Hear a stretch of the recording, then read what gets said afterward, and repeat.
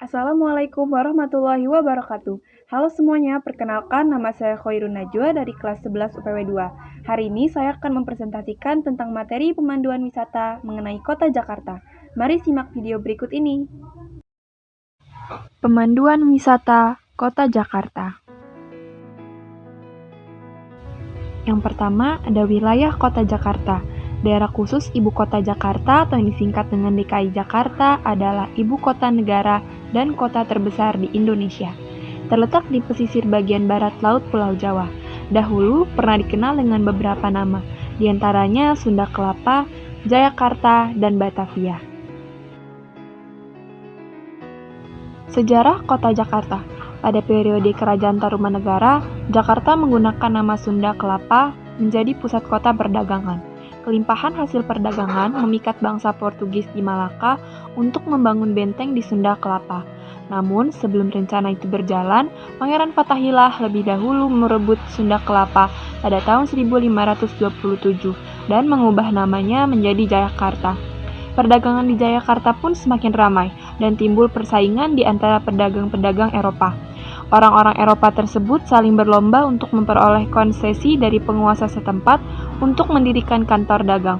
Pada tahun 1619, Belanda memindahkan kantor Serikat Dagang VOC dari Banten ke Jayakarta. Jayakarta diubah namanya menjadi Batavia. Seiring berjalannya waktu, kota Batavia diperluas dan fasilitasnya senantiasa ditambah. Kota Batavia seringkali menyangkut kebutuhan untuk mendatangkan orang-orang dari berbagai bangsa untuk bekerja di sana. Upaya inilah yang dari awalnya telah menjadikan Batavia yang kemudian berkembang menjadi Jakarta. Pada tahun 1959, status kota Jakarta mengalami perubahan dari kota praja menjadi daerah tingkat 1 yang dipimpin oleh gubernur. Kemudian pada tahun 1961, statusnya diubah menjadi daerah khusus ibu kota atau disingkat dengan DKI. Jumlah penduduk yang terdapat di Kota Jakarta. Menurut data tahun 2020, jumlah penduduk di Jakarta berjumlah 10,56 juta jiwa. Suku yang tinggal di Jakarta adalah suku Jawa, Betawi, Sunda, Tionghoa, Batak, Minangkabau, Melayu, Bugis, Madura, Banten, dan Banjar. Kepadatan penduduknya berjumlah 6.704 jiwa per kilometer persegi. Agama dan kepercayaan yang terdapat di Jakarta. Ada 6 agama yang dianut, yaitu agama Islam, Buddha, Hindu, Kristen, Katolik, dan Konghucu. Rumah ibadah yang terkenal yaitu Masjid Istiqlal, Gereja Katedral, Wihara Dharma Bakti, dan Pura Aditya Jaya. Upacara adat yang terdapat di Jakarta adalah Khitanan dan 7 bulanan.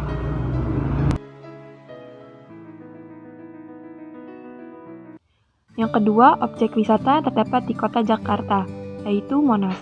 Asal-usul Monas didirikan untuk mengenang perlawanan dan perjuangan rakyat Indonesia untuk merebut kemerdekaan dari pemerintahan kolonial Hindia Belanda. Lokasinya terletak tepat di tengah lapangan Medan Merdeka, Jakarta Pusat.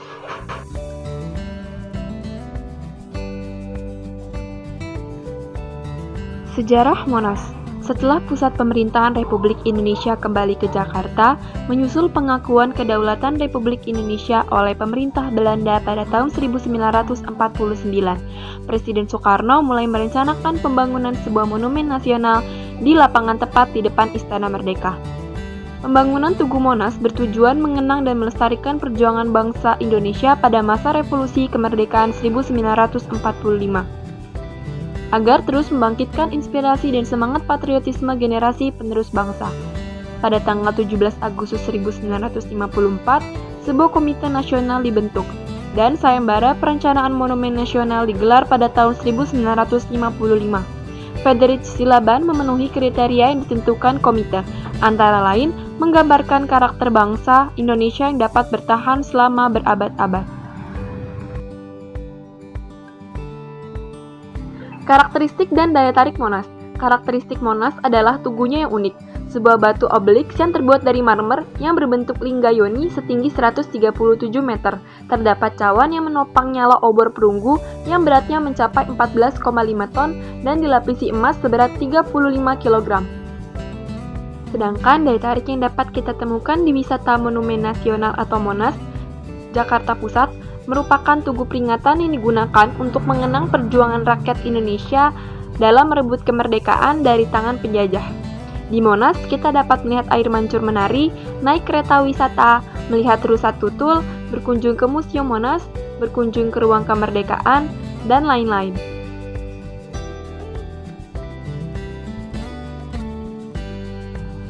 Fasilitas dan transportasi. Fasilitas yang terdapat di Monas yaitu area parkir kendaraan, masjid, rumah makan, kamar mandi, tempat istirahat, hotel, dan lain-lain.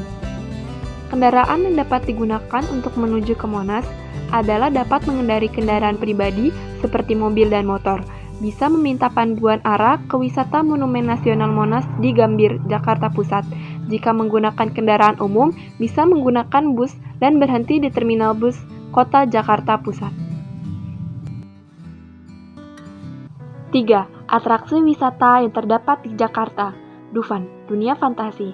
Dunia fantasi atau yang lebih dikenal dengan istilah Dufan merupakan sebuah wahana wisata yang berada di utara Jakarta.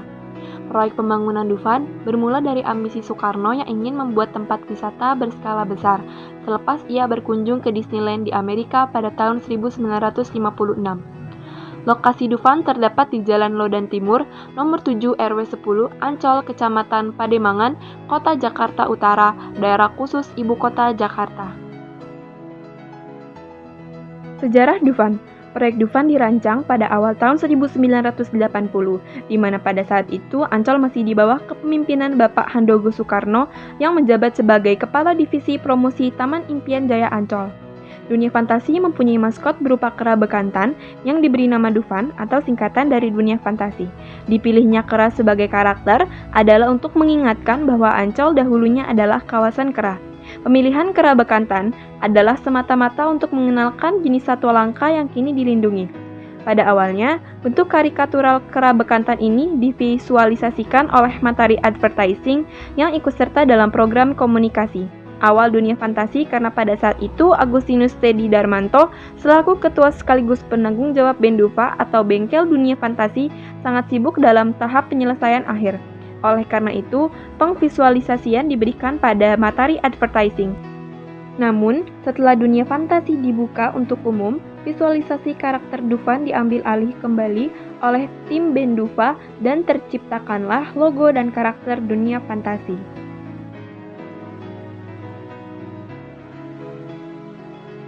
Daya tarik dan fasilitas yang terdapat di Dufan. Daya tarik Dufan adalah mempunyai maskot berupa kera bekantan, terdapat 35 wahana dan beberapa atraksi atau pertunjukan budaya.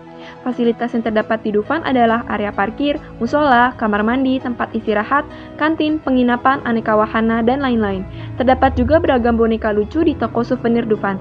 Selain menjual boneka, toko juga menjual souvenir sendal, topi, gantungan kunci, dan bando dengan maskot Dufan. Transportasi dan pengelolaan aturan khusus. Untuk mengunjungi Dufan, kita dapat memakai kendaraan pribadi seperti mobil dan motor. Bisa meminta panduan arah ke objek wisata dunia fantasi di Pademangan, Jakarta Utara. Bisa menggunakan kendaraan umum seperti bis dan berhenti di terminal bis Kota Jakarta Utara. Setelah itu melanjutkan dengan menggunakan ojek ataupun kendaraan pribadi Anda menuju Jalan Lodan Timur nomor 7 hingga sampai di lokasi objek wisata dunia fantasi di Pademangan, Jakarta Utara. Dufan dikelola oleh PT Taman Impian Jaya Ancol. Peraturan khusus yang terdapat di Dufan adalah dianjurkan membawa perlengkapan kesehatan. Contohnya adalah sabun, tisu basah, obat-obatan, dan antiseptik. Untuk wahana, ibu hamil dan tunadaksa dilarang menaiki wahana, dilarang membawa senjata api, dilarang mengambil gambar saat berada di wahana, dilarang makan, minum, dan dilarang merokok dalam wahana.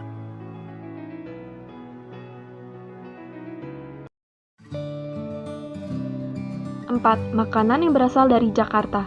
Roti buaya. Asal-muasalnya, konon terinspirasi dari perilaku buaya yang hanya kawin sekali sepanjang hidupnya, dan masyarakat Betawi meyakini hal itu secara turun-temurun. Pada awalnya, roti buaya disiapkan untuk menyaingi orang-orang Eropa yang kala itu menunjukkan cinta dengan cara memberi bunga pada lawan jenis. Masyarakat Betawi kala itu menginginkan sebuah simbol baru untuk menunjukkan perasaan pada lawan jenis. Maka dipilihlah roti dengan bentuk buaya karena sifatnya yang setia pada satu pasangan. Fungsi dari roti buaya yang kecil sebagai perlambang bahwa mempelai wanita siap melepas masa lajang dan menjadi istri untuk memberikan keturunan pada mempelai pria. Roti buaya ini biasanya dibagikan kepada para tamu undangan yang masih lajang, dengan harapan yang menerimanya segera mendapat jodoh dan menikah.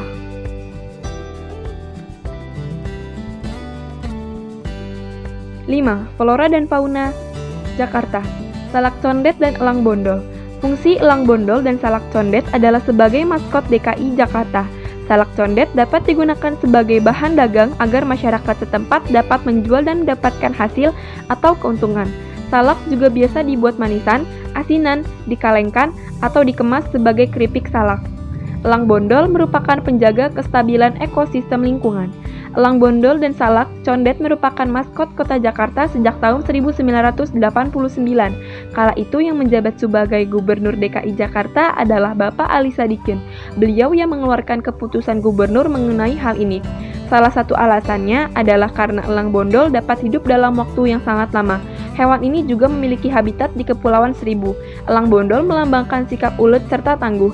Salak condet juga merupakan buah asli Jakarta. Condet merupakan nama sebuah wilayah di Jakarta Timur. Jadi salak condet memang merupakan buah asli condet.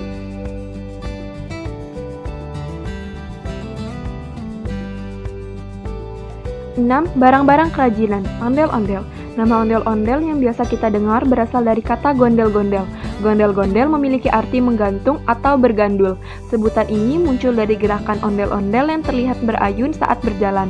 Bahan utama untuk membuat ondel-ondel adalah kayu. Biasanya terbuat dari kayu randu atau kayu kapuk.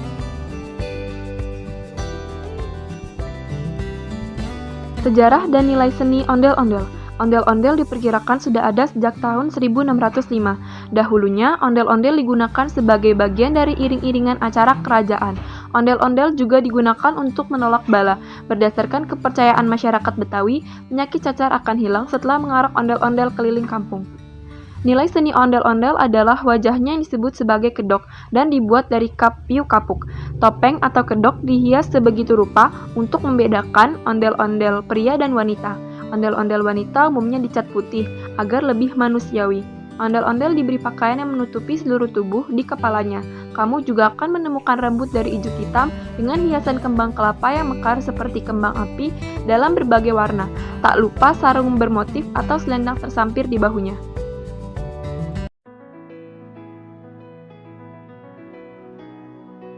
7. Benda-benda budaya dan agama yang berasal dari Jakarta. Baju Sadariyah. Baju Sadariyah adalah salah satu pakaian adat Betawi yang dikenakan oleh kaum pria. Baju Sadariyah ini berupa baju koko berwarna putih yang dipadukan dengan celana komprang bercorak batik. Fungsi baju Sadariyah adalah merupakan pakaian adat Betawi laki-laki. Dapat digunakan sebagai pakaian sehari-hari. Baju Sadariyah atau pakaian adat Betawi biasanya dipakai pada hari Jumat. Baju Sadariyah memiliki filosofi sebagai identitas lelaki rendah hati, sopan, dinamis, dan berwibawa. Baju Sadariyah dikenakan untuk kegiatan keagamaan seperti ke masjid atau sedekahan.